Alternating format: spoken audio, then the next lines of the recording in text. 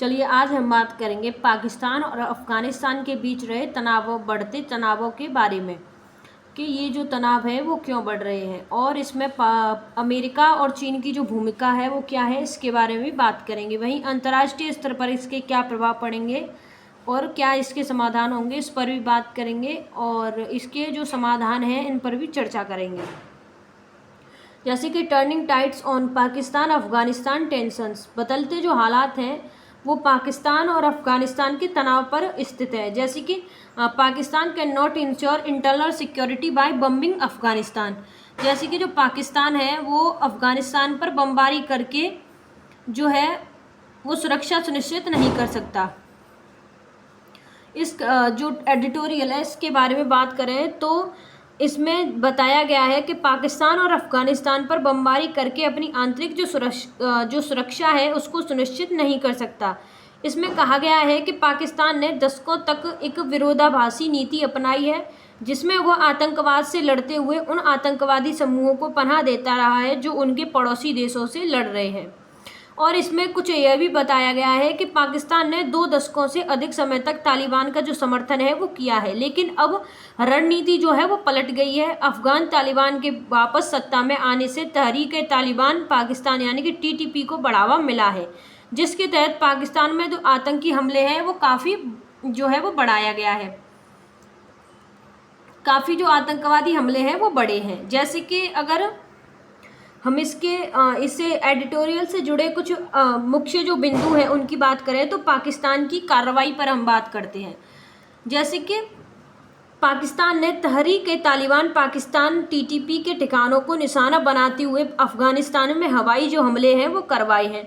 वही जो ऐतिहासिक संदर्भ हैं उनकी बात करें तो इसमें कहा गया है कि दशकों तक तालिबान का समर्थन करने की पाकिस्तान की नीति अब उसके लिए एक जो समस्या है वो बन गई है, क्योंकि अफ़गान तालिबान की वापसी के बाद पाकिस्तान में टीटीपी के जो हमले हैं वो बढ़ गए हैं। अगर इसके परिणाम की बात करें तो पाकिस्तान के हवाई हमलों के बाद अफ़गान तालिबान ने पाकिस्तानी चौकियों पर जो हमला है वो किया है। इसमें अगर हम जो हस्तता है उसकी बात करें तो कतर और तुर्कियों की मध्यस्थता के बाद दोनों पक्षों के बीच जो युद्ध विराम है वो हुआ है। और इसमें अगर हम भारत के रुख की बात करें तो इसमें भारत का जो रुख है वो क्या रहा है, तो भारत ने इस जो तनाव के दौरान तालिबान जो प्रशासित अफ़गान में अपना दूतावास फिर से खोलकर औपचारिक राजनयिक संबंध जो है वो बहाल किए हैं।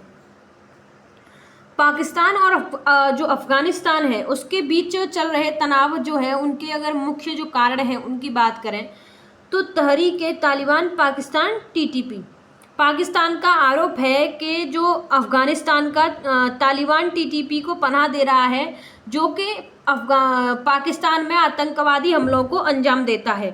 पाकिस्तान के अनुसार अफ़गान तालिबान के सत्ता में आने के बाद से अब जो पाकिस्तान में आतंकवादी हमलों में जो नाटकीय वृद्धि है वो हुई है। अगर हम डूरंड रेखा विवाद के बारे में बात करें दोनों देशों की तो 1893 में ब्रिटिश भारत और अफ़गानिस्तान के बीच खींची गई डूरंड रेखा को अफ़गान सरकार जो है उनके द्वारा कभी भी आधिकारिक अंतर्राष्ट्रीय सीमा के रूप में मान्यता नहीं दी गई है। यह रेखा पश्तून जातीय समूहों को विभाजित करती है और अफ़गानिस्तान में कई लोग इस सीमा को एक औपनिवेशिक विरासत जो है वो मानते हैं। शरणार्थी और व्यापार मुद्दों की बात करें तो पाकिस्तान ने हाल ही में हजारों अफ़गान शरणार्थियों को निर्वासित करने का निर्णय लिया है, जिससे दोनों देशों के बीच जो संबंध हैं और भी तनावपूर्ण हो गए हैं। इसके अलावा पाकिस्तान ने अफ़गानिस्तान के लिए परगमना मार्गों पर नियंत्रण जो है वो बनाए रखा है, जिससे दोनों देशों के बीच व्यापार संबंधों में भी जटिलता काफ़ी आई है। आपसी अविश्वास और ऐतिहासिक संबंध जो है उनकी बात करें तो दोनों देशों के बीच दशकों से अविश्वास की जो भावना है वो रही है। पाकिस्तान ने लंबे समय तक अफ़गान तालिबान का समर्थन किया है, लेकिन वही संगठन पाकिस्तान के लिए खतरा बन गया है। अफ़गानिस्तान भी पाकिस्तान पर अपने मामलों में हस्तक्षेप करने का जो आरोप है वो लगाता है। अब बात करें अफ़गानिस्तान और पाकिस्तान के बीच संबंधों के बारे में कि इनके जो संबंध हैं वो कैसे हैं, तो अफ़गानिस्तान और पाकिस्तान के बीच जो संबंध हैं वो जटिल और तनावपूर्ण रहे हैं। हालांकि दोनों देशों के बीच ऐतिहासिक और सांस्कृतिक संदर्भ हैं, फिर भी कई गहरे मुद्दों पर मतभेद और अविश्वास बना रहता है, जैसे कि राजनीतिक और कूटनीतिक संबंधों में अक्सर उतार चढ़ाव आता रहता है। अफगानिस्तान की सरकारों ने ऐतिहासिक रूप से डूरंड रेखा को मान्यता नहीं दी है, जिसे पाकिस्तान अपनी अंतर्राष्ट्रीय सीमा मानता है। तालिबान के सत्ता में आने के बाद से अब पाकिस्तान ने शुरू में इसे एक रणनीतिक जीत के रूप में देखा था, लेकिन बाद में टीटीपी जैसे आतंकवादी समूहों के कारण तनाव जो है वो बढ़ गया है। सुरक्षा और सीमा विवाद की बात करें तो दोनों देशों के बीच बढ़ते जो सबसे बड़ा जो तनाव का कारण है वो सीमा पर आतंकवाद है। पाकिस्तान का आरोप है कि अफगान तालिबान टीटीपी को पनाह दे रहा है, जो कि पाकिस्तान में हमले करवाता है। वहीं अफगानिस्तान जो है वो पाकिस्तान पर अपनी संप्रभुता का उल्लंघन करने का जो आरोप है वो भी लगाता है। बात करें आर्थिक और व्यापार संबंध की, तो दोनों देशों के बीच व्यापारिक संबंध मौजूद है, लेकिन ये अक्सर राजनीतिक तनावों से प्रभावित होते रहते हैं। पाकिस्तान अफगानिस्तान के लिए एक प्रमुख जो है वो परगमन मार्ग है, लेकिन सीमा पर नियंत्रण और नीतियों में बदलाव से जो व्यापार में बाधाएं हैं वो आती हैं। बात करें मानवीय मुद्दों के बारे में दोनों देशों के, तो पाकिस्तान ने लाखों अफगान शरणार्थियों दशकों से रह रहे थे। अफगानिस्तान के जो शरणार्थी है वो पाकिस्तान में लाखों जो संख्या में रह रहे थे दशकों से, लेकिन इन शरणार्थियों को वापस भेजने के पाकिस्तान के हालिया कदमों ने जो संबंध है दोनों देशों के वो और भी जो खराब है वो कर दिया है। बात करें अफगानिस्तान और पाकिस्तान के तनावों में अमेरिका की जो भूमिका है वो क्या है, तो आतंकवाद के विरोधी जो युद्ध है, जैसे कि वॉर ऑन टेरर, 19 से 11 हमलों के बाद अमेरिका ने अफगानिस्तान में तालिबान को सत्ता से हटाने के लिए हमला किया। इस दौरान पाकिस्तान ने अमेरिका का साथ दिया और अपने हवाई जो अड्डे हैं उनका उपयोग करने की जो अनुमति है वो दी।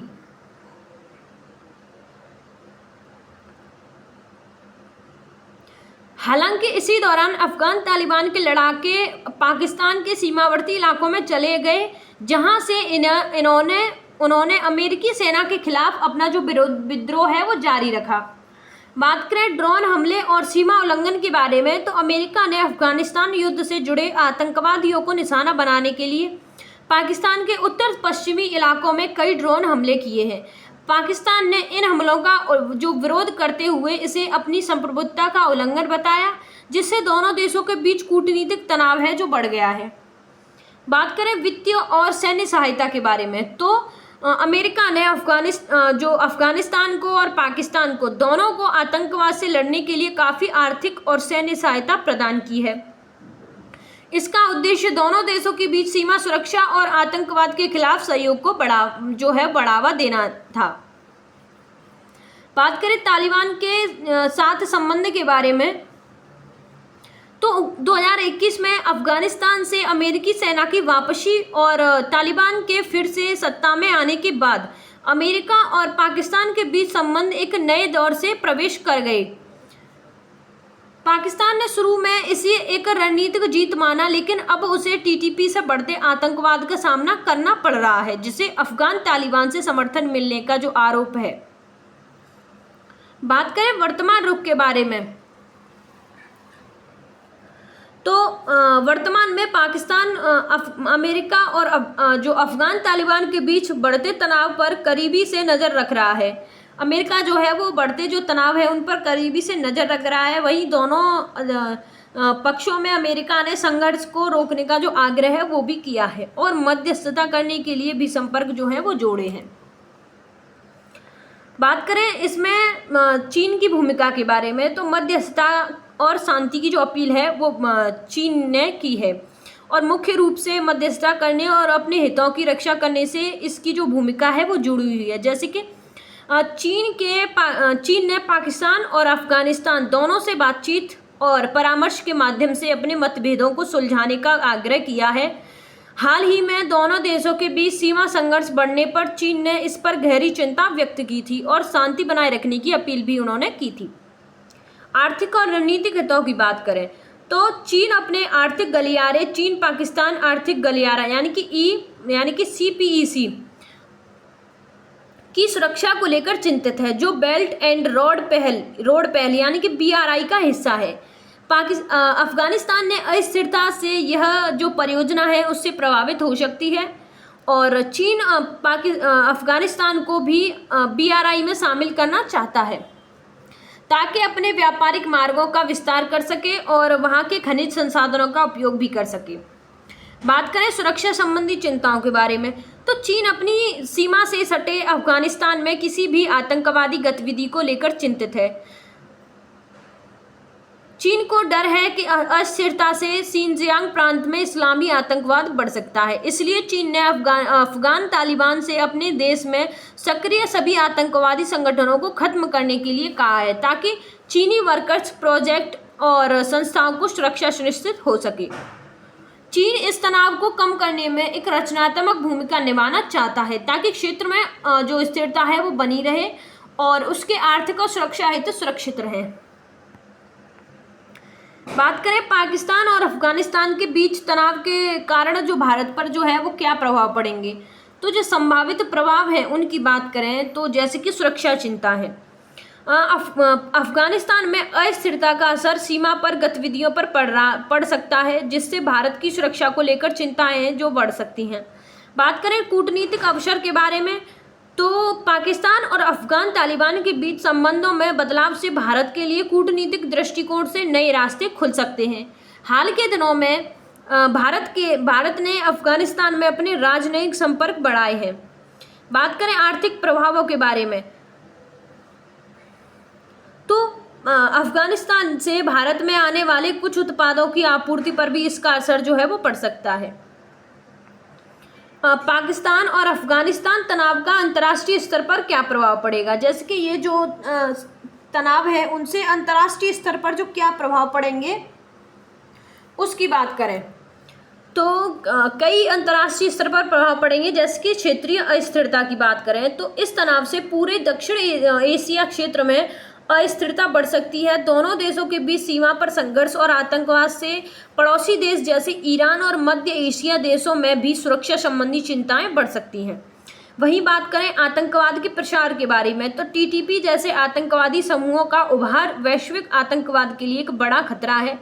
अंतर्राष्ट्रीय समुदाय को डर है कि अफगानिस्तान एक बड़ा फिर से वैश्विक आतंकवाद का केंद्र जो है वो बन सकता है, जिससे दुनिया भर में एक्सट्रीमिस्ट जो समूहों को बढ़ावा जो है वो मिल सकता है। बात करें मानवीय संकटों के बारे में, तो दोनों देशों के बीच तनाव के कारण शरणार्थी संकट और गहरा जो है वो हो सकता है। अगर बड़ी संख्या में अफगान शरणार्थी पाकिस्तान और अन्य पड़ोसी देशों में जाते हैं तो इससे मानवीय संकट उत्पन्न हो सकता है और अंतर्राष्ट्रीय सहायता एजेंसियों पर भी इसका जो दबाव है वो बढ़ सकता है।